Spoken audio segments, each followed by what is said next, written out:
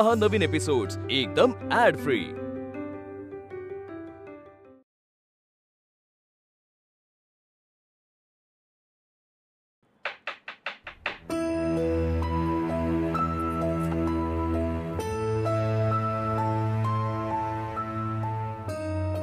काय ग माझ्या नातवावर रुसतीयस? तू रागवलेस सारंगवर?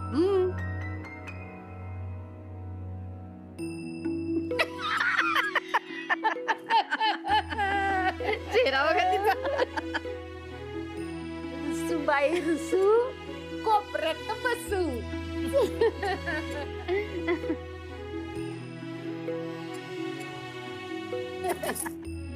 सुबाई रुसू, कोपऱ्यात बसू, येऊ दे ग गालावर खुद करणं हसू। अगं असं दोघं एकमेकांचा रुसवा फुगवा काढण्यातच खरी मजा आहे। नाही असं खास काही नाही झालं, किरकोळ आहे। मी माफी मागते। येडाबाई, माफी कशाला मागतेस ग? हो मुक्ता, ग माफी मागायची काहीच गरज नाहीये। तुझं काहीच चुकलेलं नाहीये। तुझा स्वभाव आहे ना, तो तुला काही काही गोष्टी करू देत नाही आणि ते फार बरं आहे।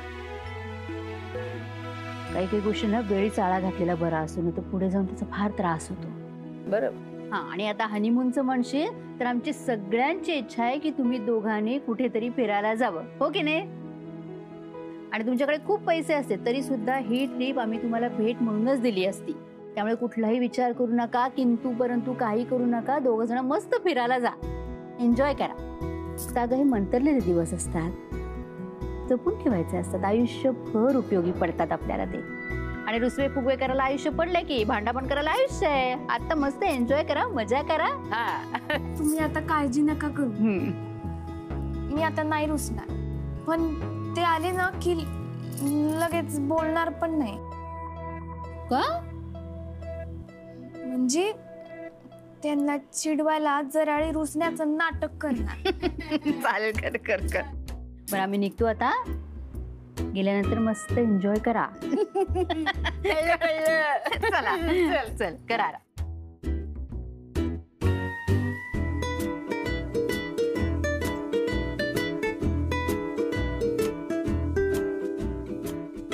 अच्छा असं आहे होय। पण मला काय वाटतं माहिती का सारंग, तुला काहीही झालं तरी तिला मनवावंच लागत, कारण रुसलेल्या मुलीला मनवणं हा पुरुषाचा जन्मसिद्ध अधिकारच आहे। हा पप्या, मला त्या अधिकाराची जाणीव आहे। पण आता तो रुसवा कसा काढू हे मला कळत नाहीये। आणि संसारातले हे असे एक्सपिरियन्स इतक्या लवकर माझ्या वाट्याला येतील ना असं मला वाटलं नव्हतं। अरे मग स्वतःला नशीबवान समज।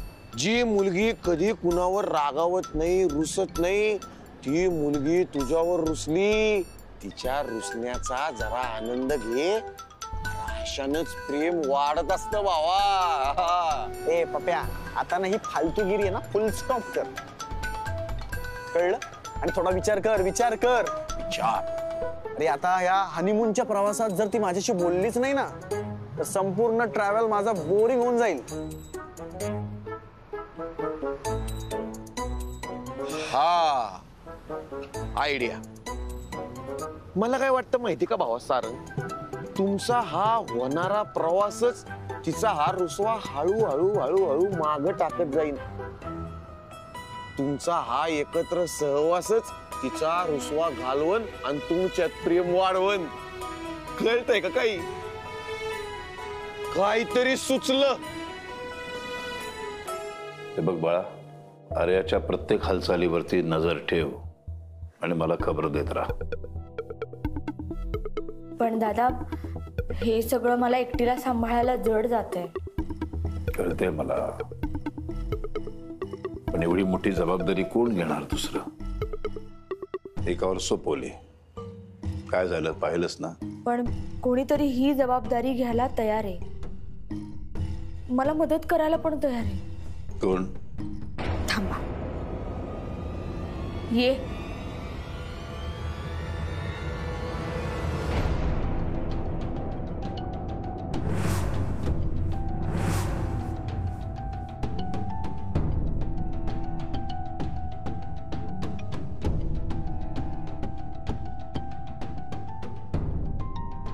दादा आपल्याला युवराजची गरज आहे, प्लीज त्याला माफ करा. आपल्याला त्याची गरज नाहीये आणि मी याला कधी माफ करू शकत नाही.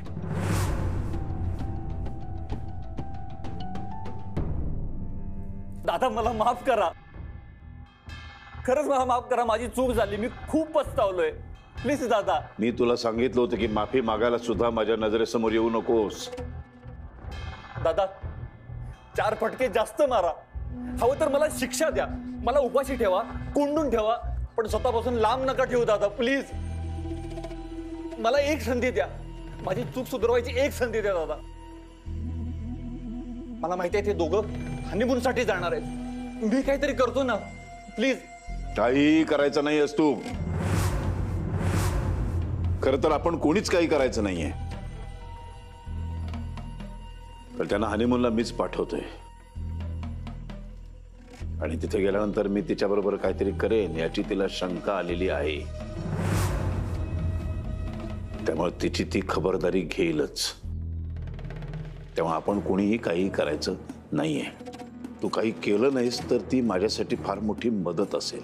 दादा दादा प्लीज. तू निघालास तर बरं होईल. पण दादा मी माझं बोलून झालंय.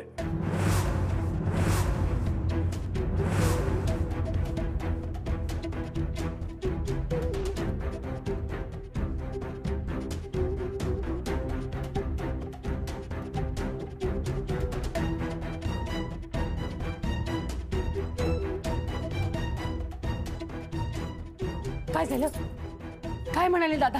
माफ केलं ना रे तुला? हा युवराज,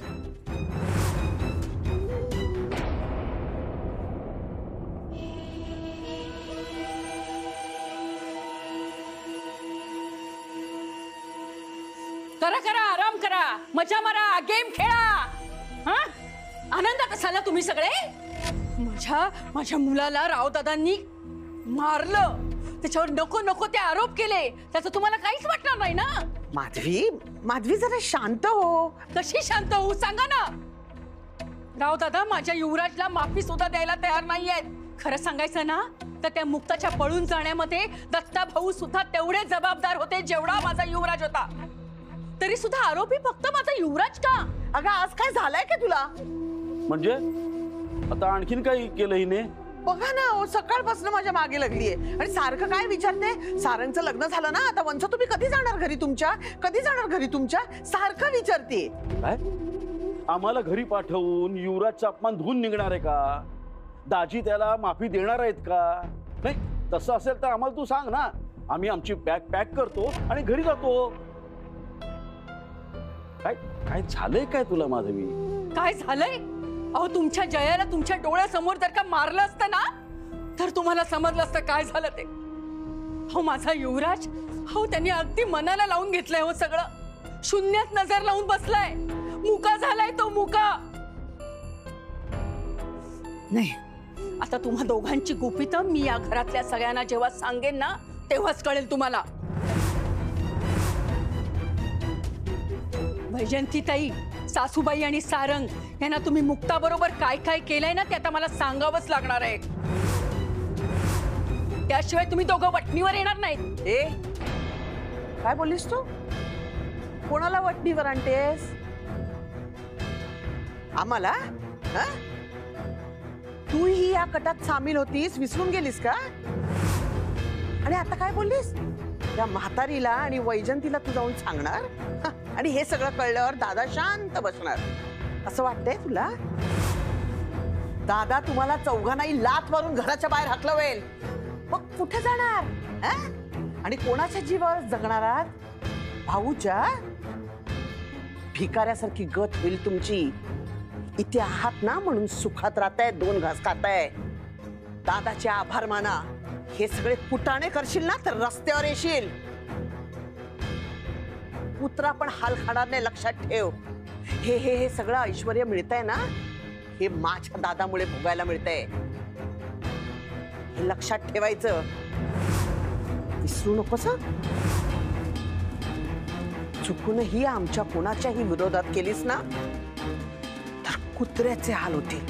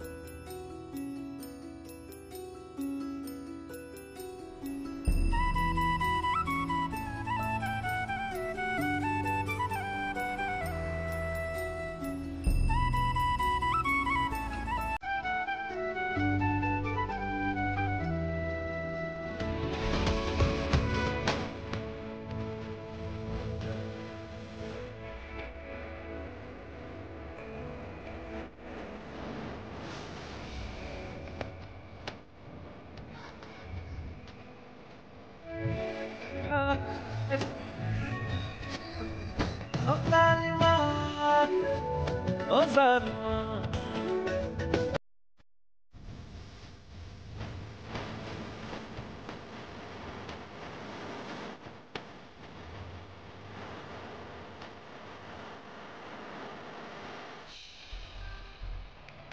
मुक्ता, कानातले बोळे काढू शकतोस तू आता.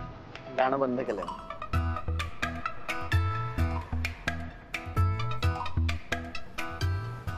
मुक्ता, ए यार मुक्ता, प्लीज ना, नाराजी सोड ना आता. बोल ना माझ्याशी. हे बघ, आपण किती मस्त फिरायला निघालोय. काय वातावरण आहे, सुंदर निसर्ग आहे. हा, एन्जॉय करू आपण. अनबिलिव्हेबल मेमरीज बनवू. प्लीज ना, सोड ना रुसवा.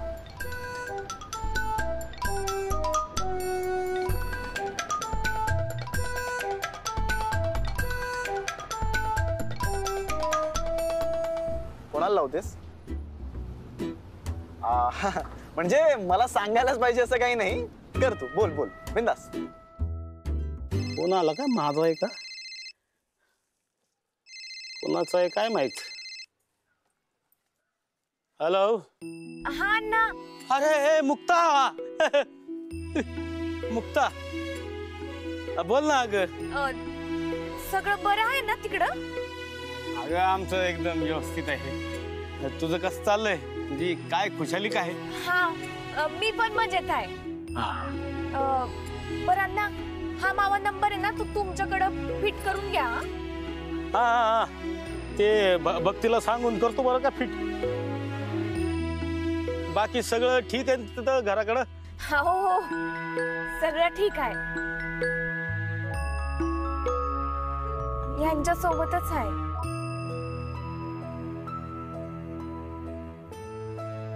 छोटे मालक तिच्या बरोबरच आहेत. ते आधीच काय बोलू नका बरं मधीच, आवाज येईल. बर बर, ते पण आहेत का? बर, काय चाललंय छोट्या मालकांचं? अहो ते गाडी चालवते आहे. गाडी? मग ते कुठं बाहेर निघालात का तुम्ही?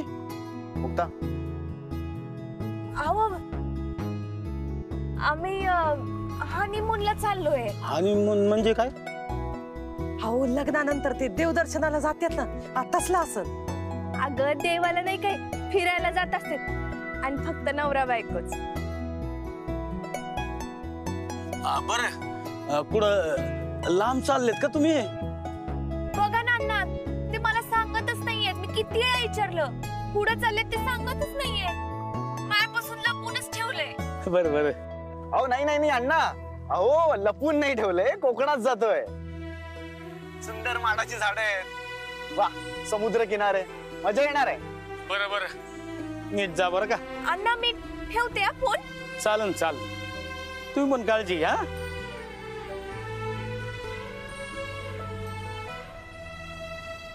हे कोकणातलं सौंदर्य आणि त्यात तुझं सौंदर्य. हे मुक्ता काही पण बोला, मी किती लकी आहे ना. म्हणजे मला असं हे दोन्ही सौंदर्य अनुभवता येतंय.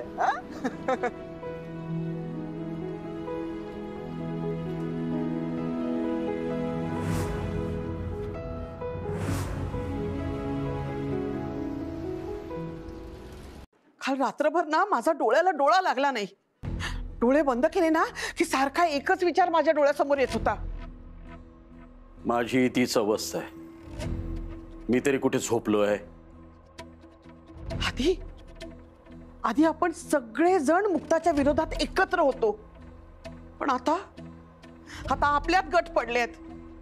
ती माधवी आपल्यातून फुटून बाहेर गेलीये. सारखं मला हिडवत असते. आधी आधी माझ्यासमोर बोलताना 10 वेळा विचार करणारी माधवी आता आता मला सारखं विचारते, वंस तुम्ही कधी जाणार इकडनं? वंस आता तर लग्न पण झालं. वंस आता सुनबाई घरात आल्या, तुम्ही कधी जाणार? नाही नाही, मला खूप भीती वाटते तिची. ती नक्की काहीतरी मोठा धिंगाणा घालणार आहे.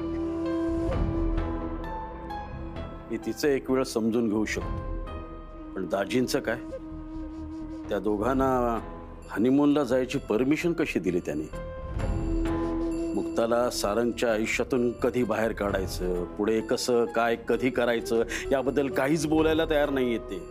मला वाटतं ते नक्की मुक्ता समोर शरण आले असणार, त्याने तिच्या समोर हात टेकले असणार.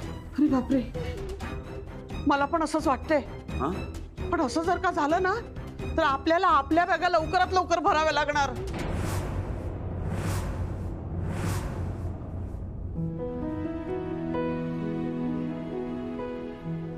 वा मुक्ता वा, हुशार आहेस तू, मानलं पाहिजे तुला.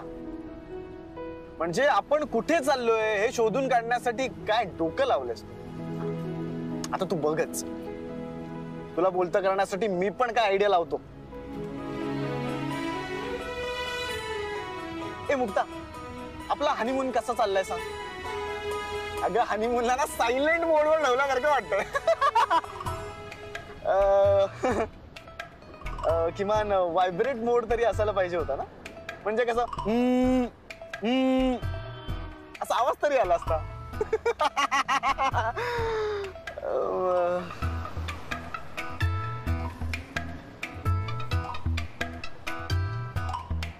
काय यार मुक्ता, तू माझ्याशी बोलत नाहीस तिथपर्यंत ठीक होत, पण तू हसत पण नाही आहेस. हा बघतोच आता कशी हसत नाहीस ते. अहो अहो काय करते तुम्ही? गाडी चालवा बघू. ए यार गाडी चालवा.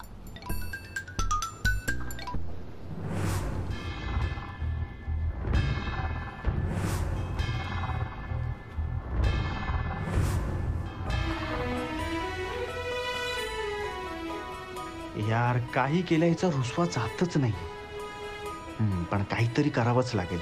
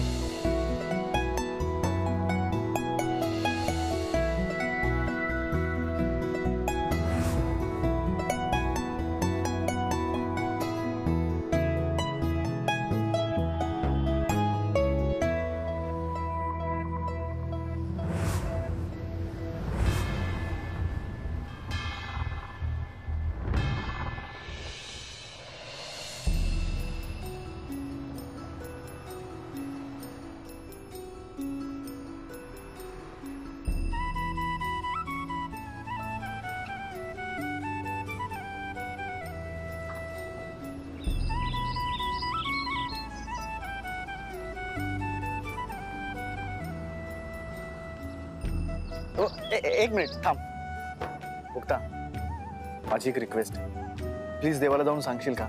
म्हणजे मला माहितीये तो तुझं म्हणणं फार लवकर ऐकतो ना, म्हणून तर देवाला म्हण की मला माहितीये मुक्ताची समजूत काढणं म्हणजे काय खायचं काम नाहीये. म्हणजे तुला लग्नासाठी समजवायला किती वेळ लागला ग? खूप वेळ लागला. आणि आता हनीमूनला पण जर असा वेळ लागला तर मात्र मी म्हातारा झाल्यावरच हनीमून होईल. म्हणजे मिठी मारायला तरी किमान 5 मिनिटं लागतीलच ना. सो तेव्हा जरी मुक्तानी प्रार्थना केली ना की तिला हनीमून नकोय, तर तिचं ऐकू नकोस, कारण हनीमून एकट्याने होत नसतो ना. आणि मी तिच्यासाठी खूप छान छान प्लॅन करून ठेवलेत हा. सो प्लीज त्यामध्ये मला सक्सेस दे.